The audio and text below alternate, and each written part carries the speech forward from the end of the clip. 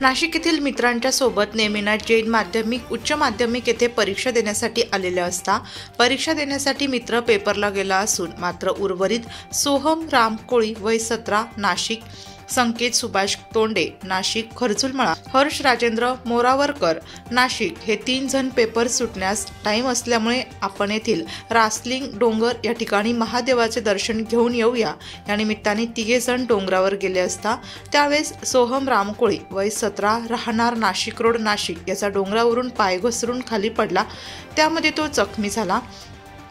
त्याच्यासोबत असलेल्या 2 मित्रांनी आरडाओरडा करून शेजारी असलेले बारकू गांगुर्डे, राजू सोनवणे, दीपक जाधव, विजू नवरे, रवी गांगुर्डे, रिजवान शहा, प्रवीण गांगुर्डे, कृष्णा पवार, बाळा गांगुर्डे, ज्ञानेश्वर गांगुर्डे, भैया गांगुर्डे, राहुल पवार, जाहीर माळी, साहेबराव वाघ, सुनील मोरे या आदिवासी ग्रुपने त्यास बाहेर काढून पोलीस स्टेशनला फोनद्वारे खबर दिली।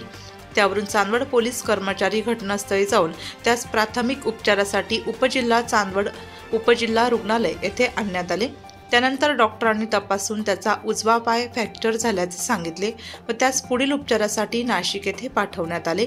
नाशिक लोकशाही न्यूजसाठी देविदास जाधव, चांदवड।